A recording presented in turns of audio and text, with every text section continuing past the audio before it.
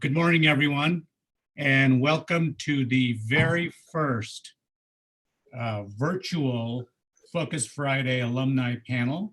We're excited to try out this new framework to reach out to our alumni and to our students, to our traditional Focus Friday leadership forums. First up, we've got Theresa Foxley, who is the CEO of the Economic Development Corporation of Utah. Theresa, how are you? Can you hear me? Okay, great. Now I'm unmuted by the host. I am adapting and innovating, and we're overcoming.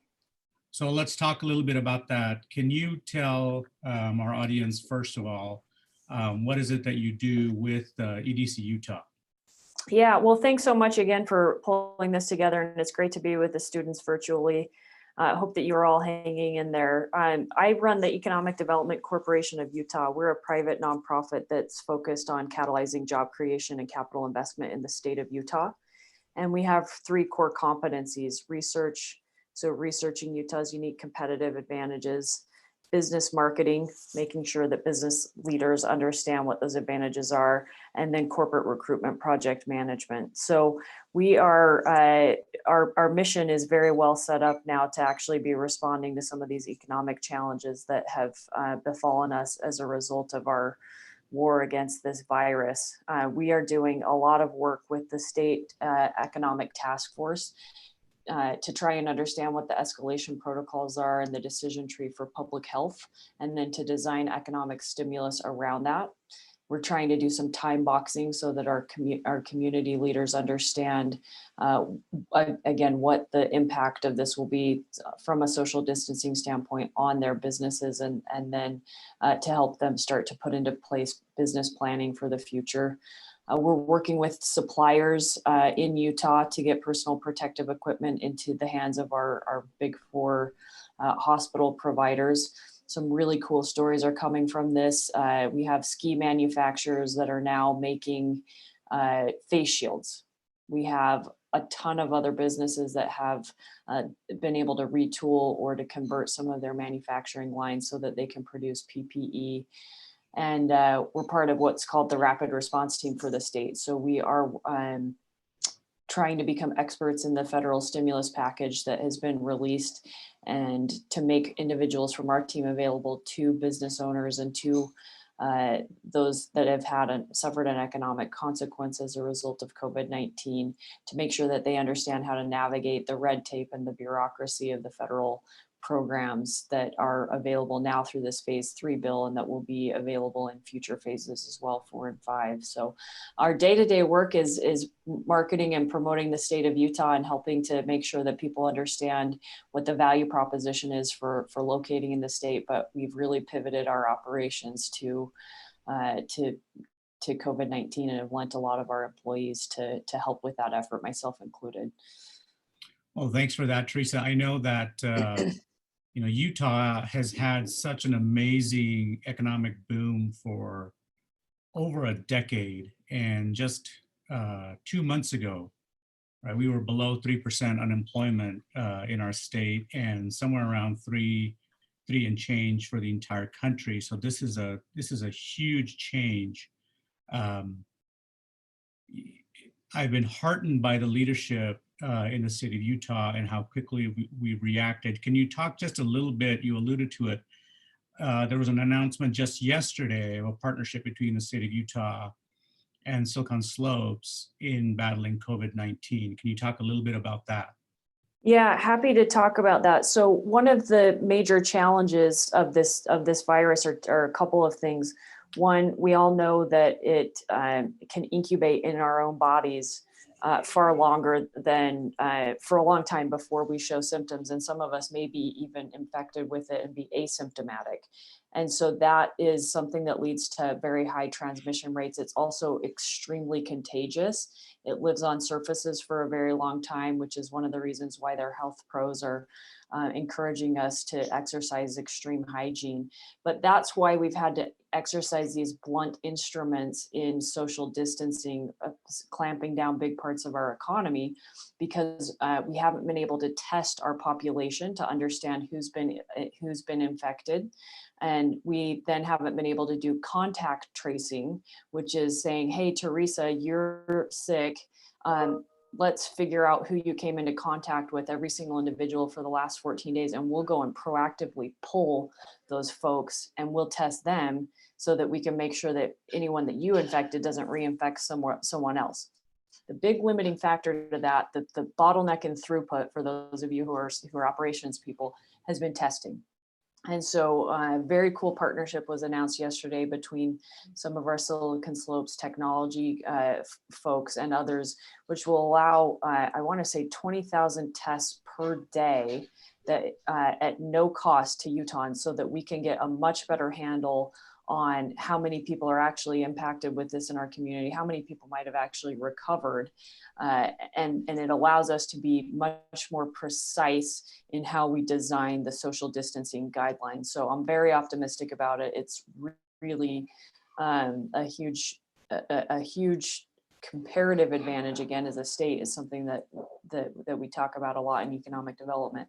But this public-private partnership and collaboration is super unique, and we're seeing it now in this crisis in a way that is very, very cool. They're doing drive-through testing in right now. They have sites that are stood up in Utah County. I think they're trying to stand up more sites throughout the rest of the state of Utah. And these test results will be available in 24 to 48 hours, which right now is, I think, 2 to 7 days is what they're telling a lot of people who do the testing. So it's a really cool, it's just, again, it's just pretty amazing to see the way that the community is coming together in this crisis. I think you're exactly right. I'm probably reading a little too much about COVID-19 and everything that's going on, and at times I have to stop because I scare myself. But the state of Utah is doing some amazing things, and so if we can pivot a little bit from the public health challenges to the economy, we've got a lot of students who are graduating in a month. We've got a lot of students who are in school, but who have internships, who may be in a bit of a limbo. Can you just, as we, I know you've got to go, so one last question for you, what sort of advice would you have in the big picture about where our economy is and what, how students should best prepare given the uncertainties of today? Yeah, Dave, well, I can certainly not only sympathize, but also empathize with your students. I graduated from law school in 2008. And so I have lived through a pretty severe recession. And I know a lot of your students, though, this is the first time where they're seeing some of this economic uncertainty because the economy's been growing since they were 10, 11 years old. So it's certainly an unsettling time. It's a time that's going to cause some anxiety, I'm sure, for your students, but some things that help me personally, and if those personal lessons can get through, flexibility is absolutely key. Managing expectations, so being gracious when your potential employer's plans start to change, adding value no matter what you do or where you go. Looking to sectors that could potentially be growing during this time period. So we know, hospitality, tourism have been extremely negatively impacted, but there is some job replacement going on with logistics and other companies. So I think that the main thing is perspective that, one, this will end. We will come out on the other side of it at some point in time. It's going to be challenging and hard, but to be creative and flexible as they think about their own career options, and then focus relentlessly on adding value in whatever organization they're part of, because companies are going through the very uncomfortable position of deciding who stays on the life raft. And so you got to be the one that is dependable, reliable, and that can be counted on to be part of the future of these companies. So relentless on adding value. Thank you. That is great advice. I think not just for now, but for all of us, whenever. Relentless focus on adding value. Thanks, Theresa. I know you've got to leave to take care of some other business. Thanks for joining us. I'm sad I can't make it. These other presenters look amazing. So thank you, everybody, and best of luck. Stay well. Thanks, Theresa. Ethan, we're going to turn to you. Ethan Dursteler is a recent graduate of the Huntsman School of Business and was a Huntsman Scholar here. He is now with the NFL, so we're going to get a little bit of a different flavor. Ethan, how are you? Where are you now? Where do you usually work and where are you right now? Hey, Dave. I am in Utah, actually. I'm in Logan at my parents' house. They let me come back. I'm usually in DC, working in the NFL's DC office. We have about 5 folks that work there and spend a little bit of time in New York at the league office as well. So before all of this began, so 2 months ago, 3 months ago, what did you do? What do you do in your job? Well, 3 months ago, I was at the Super Bowl. You just had to drop that in there to make all of us jealous, of course. No, which is an event we all know. So we do a lot of things around the NFL tentpole activations, such as the Super Bowl, the Pro Bowl, draft, trying to publicize those to Congress, as well as, members of Congress are always fundraising. They always want to use those events to raise money. So making sure that they're compliant with those requests, and then just making sure that all of the efforts that the NFL does around those tentpole events are known by members of Congress so that they don't, I guess, for lack of a better term, overregulate the league or maybe take issue with things that we are doing or have done. So you normally work in DC. You're now in Logan. Congress, I believe, is out of session. They finally left. They finally left. So what are you doing now? How do you, for your job with the NFL and if we can expand that, how is the NFL dealing with this public health crisis? Sure. In terms of what I'm doing, Theresa mentioned Congress passed that huge phase 3 deal right before they left. They signed a $2 trillion stimulus package that basically touched on every aspect of the economy. So a lot of our clubs, while they have a lot of exposure, are actually pretty small businesses that fall into the category of having under 500 employees. So they benefit quite a bit from the guidance and the benefits that were passed this past week. So a lot of my time this past week has been spent first off understanding what is in that $2 trillion bill, because there's a lot, and then condensing it and sharing it with our clubs and our partners so that they know A, how they can be taken care of, and B, how to take advantage of those benefits so that they can stay afloat without letting people go. The NFL as a whole, I think, we've been really lucky in that it's not our season. I know we feel lucky that we're not the NBA or the MLB or the NHL, for that matter, that have had to cancel games and cancel events. We had to cancel the draft. We canceled the activations around the draft. The draft will still go forward virtually. But other than that, we've been pretty well insulated from having to cancel actual events. We have donated quite a bit of money to relief efforts. Players and coaches have engaged in a variety of public service announcements, encouraging people to stay home and to avoid spreading the virus.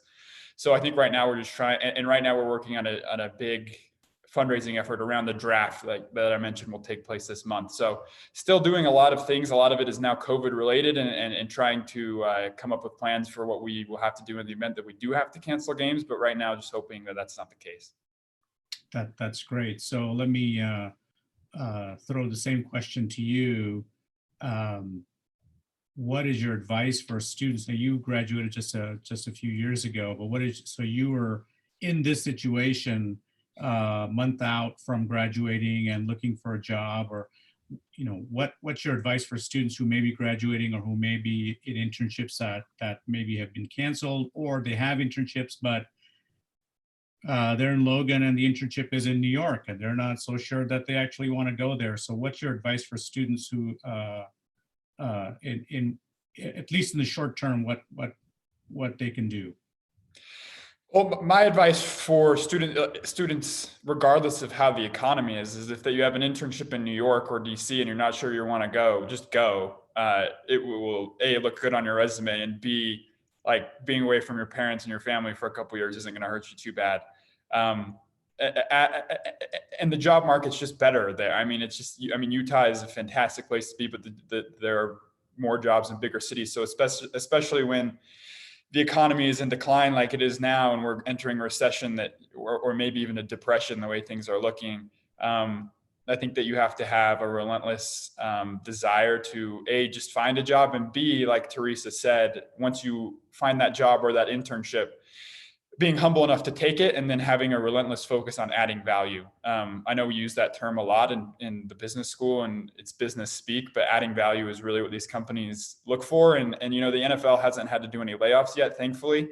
And I don't think that we will, but our partner leagues have had to do layoffs. And a lot of that has been based on positions that add value. So like Theresa said, always make sure that even if you get a job and you think you're above, copy editing, in this with the economy the way that it is, you just have to do everything that you can and be willing to do things, because when the economy turns up again, people will remember that, and they'll remember what you did, and it will benefit you in the long run.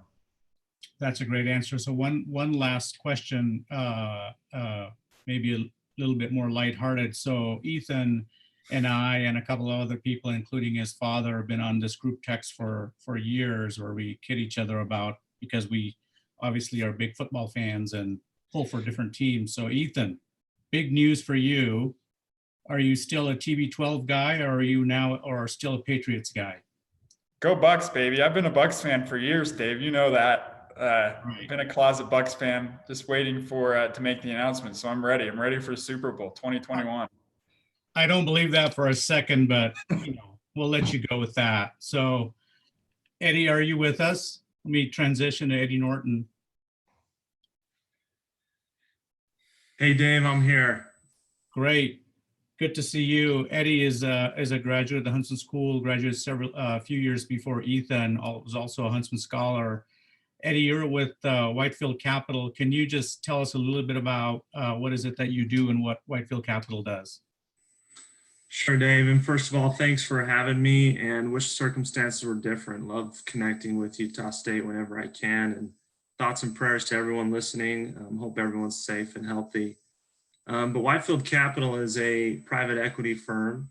We cover the low to mid-market, and within this firm, I'm the director of finance, which primarily consists of me leading and managing the different accounting and finance teams and functions within all of our different companies and portfolio. But, it is a small firm, so I'm able to wear a lot of different hats, HR, operations, sales, get to be involved with a little bit of everything on the normal day to day. So that makes it fun as well. Thank you. So I'm going to take a wild guess and say that where you're speaking from is not your office. So how's it going amidst this challenge? Correct. Yeah, I live in Charlotte, North Carolina. We do have offices here, but yeah, we're all quarantined. And for us, the big change is, we have companies all over the country. And normally we're visiting them, on a monthly basis at a minimum. So for now, we're kind of at home doing a lot of things remotely, and trying to cover our different bases the best we can. We have different companies in a lot of different industries, including, the tourism industry, aviation, e-commerce, and even healthcare. And so between all the different industries and all of our different companies and leadership, we're trying to do our very best to keep everyone positive and adjusting, because as you know, every industry is impacted differently throughout the COVID-19 shutdowns. You're exactly right. So what do you tell your portfolio companies who are in travel and tourism versus the ones who are in healthcare? Yeah, the interesting thing about it is with tourism, for example, we actually have a manufacturer in China. So we've been dealing with the COVID-19 struggles since November, December of last year, as our manufacturers were basically doing what we're doing now in the shutdown, playing the shutdown game. And so that's something we've been trying to adapt to and adjust to for some time in that industry. But regardless of the industry and across all of our companies, one thing that we've started to do that we've seen a lot of positive impact from is we do a daily benefit and opportunity list. You know, it's real easy to go on the news and find all the negative things that are happening right now and how bad it is for our economies and our businesses. And you know, we believe that attitude is everything. And so what we're trying to do is every day our companies are coming up with, you know, this benefit and opportunity list. And among that list, you know, it's requiring them to be creative and think outside of the box, but it's also brought a lot of positive results that we just wouldn't have thought of otherwise. And, you know, it's easy to let all the negative stuff, you know, take you down, but we've been able to find a lot of new opportunities, a lot of creative ways to create value for our current customers, for new customers, existing platforms and new platforms. And so that's been a real blessing in disguise, and you know, something that I would hope that more people are doing, whether it's just at home with your families. My wife and I started it as well. But I think keeping that opportunistic attitude is a great thing to practice in any situation, but especially here, because I think you'd be surprised at, you know, what you can generate. So our plan is from there, we create these new opportunities. And then once the economy does rebound, and it will rebound, we'll just be that much further than our competition. That is a fantastic thing. I love that benefits and opportunities list. I'm gonna see if we can get that going on our team. So Eddie, what advice do you have for our students? You're in North Carolina. First of all, if we can just go back a little bit, how did you go from Logan to North Carolina?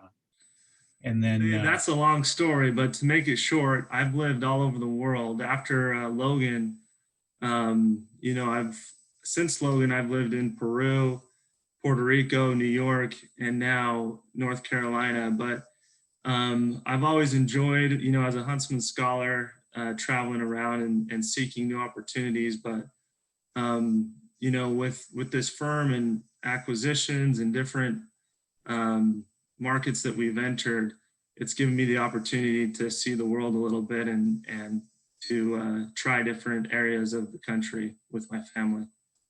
That's fantastic. So last question for you also, what advice do you have for our students? Yeah, well, similar to Theresa, I graduated in 2009, so can definitely relate to them, and my heart goes out to them. I actually heard an analogy earlier this week that I think applies really well, and maybe some of the business ag students would especially like this, but the analogy goes that, you know, there's the cow and the buffalo who are from the same species, but when a storm comes, they react differently. The cow tries to run away from the storm, and as a result, the storm kind of follows them.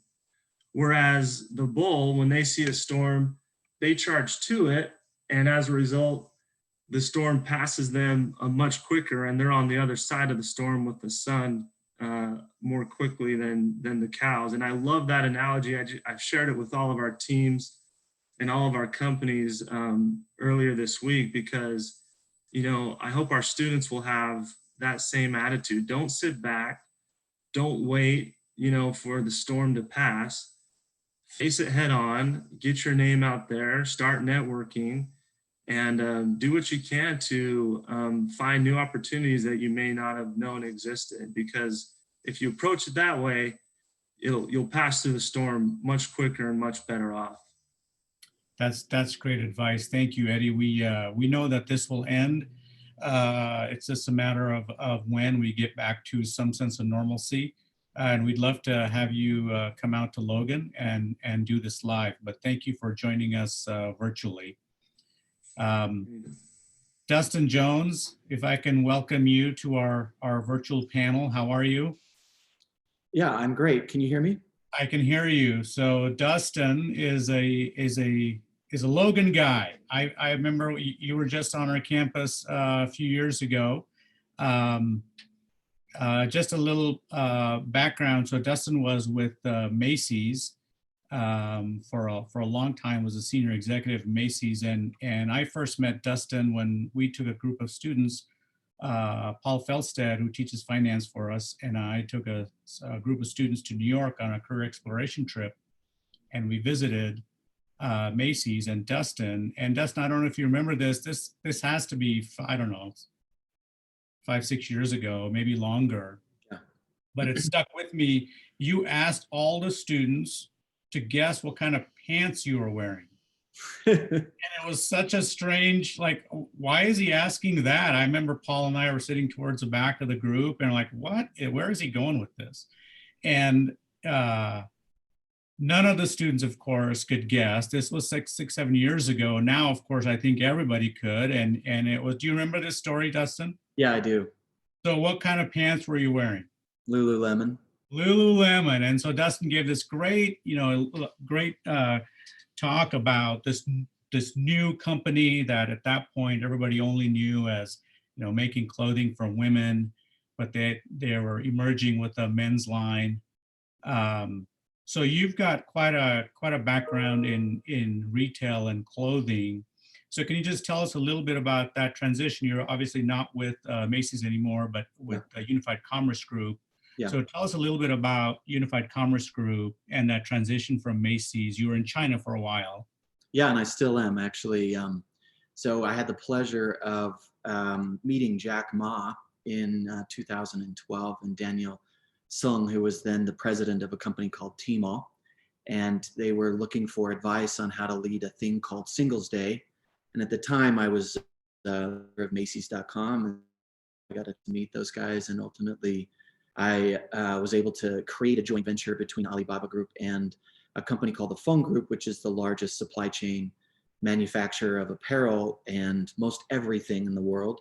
1/5 of the world's supply chain goes through them. I created a joint venture with them and ultimately then moved my family to China.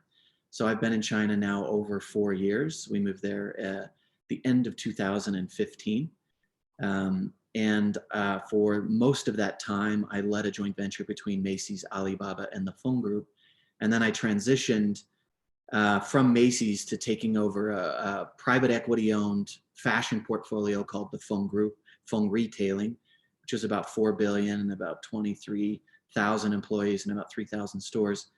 And then transitioned from that, all of these sort of progression to building Unified Commerce Group, which is supported by the Fung, supported by Alibaba, supported by Macy's, but is a company I own the majority of, and it focuses on buying brands that we believe will dictate the future of consumerism and have global scale potential. So Unified Commerce Group is a private equity-backed company and a large company-backed enterprise that basically is looking for purpose-driven brands that actually in this environment are the shining stars of what's happening through COVID-19. And so we believe, just like at the time when I was showing you a Lululemon pant, that was shaping the future of what people would want.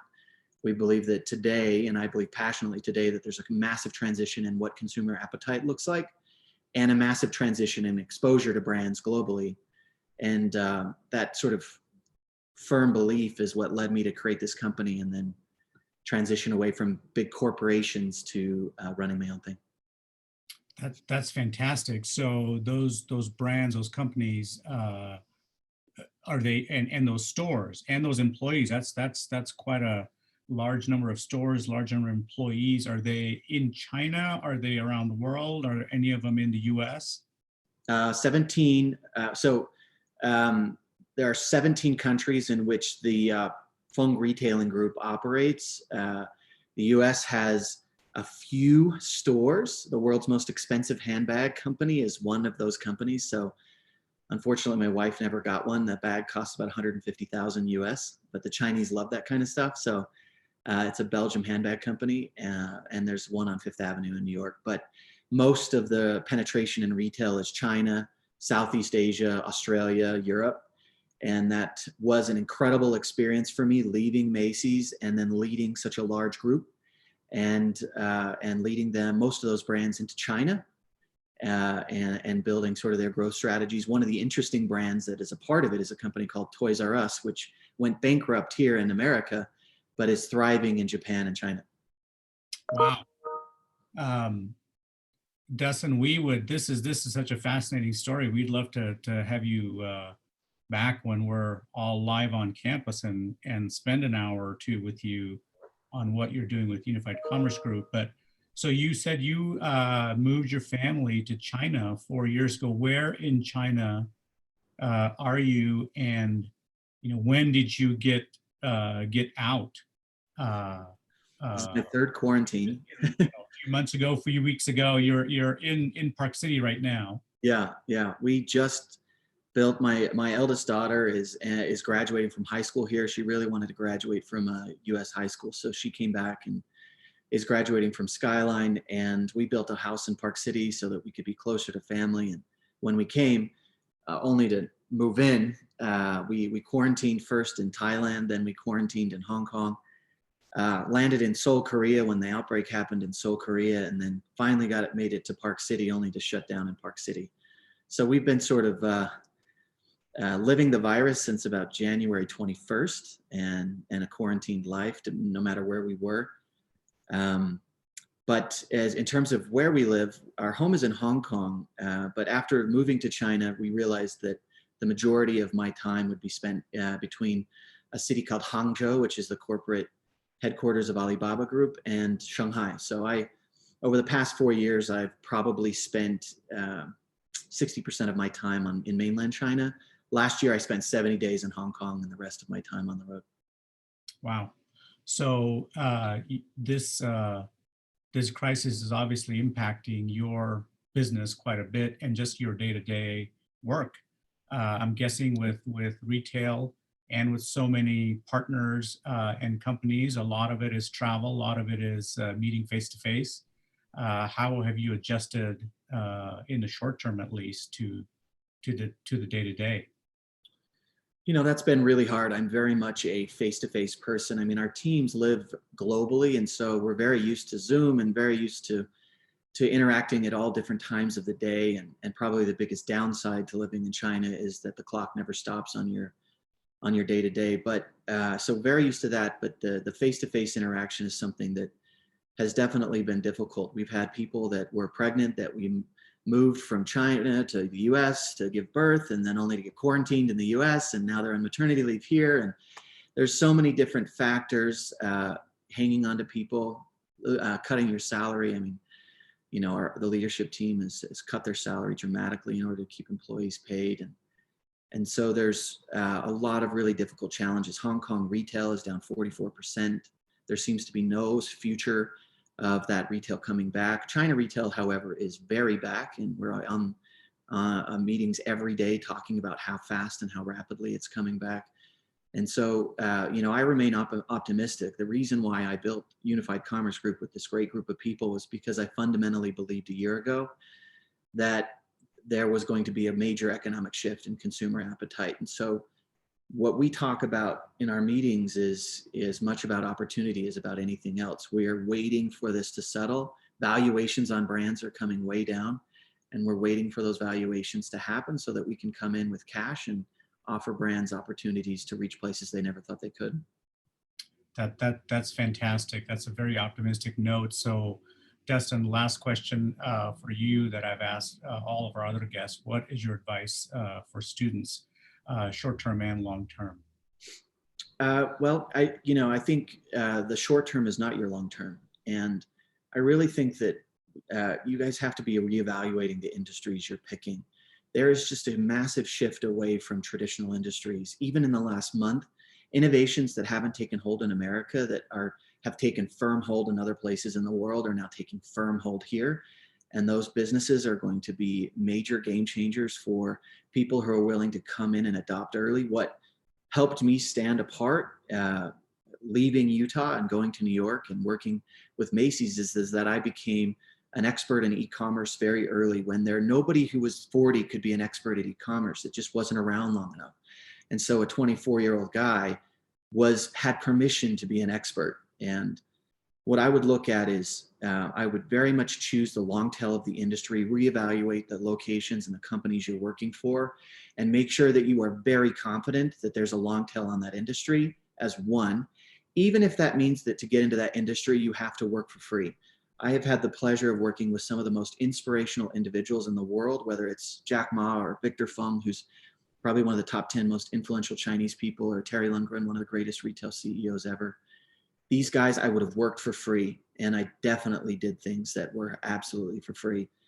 And you need to pick those industries so that you can find those leaders. And those leaders are on TV today talking about everything they're doing to shape the future, not just talking about how they're dealing with the present.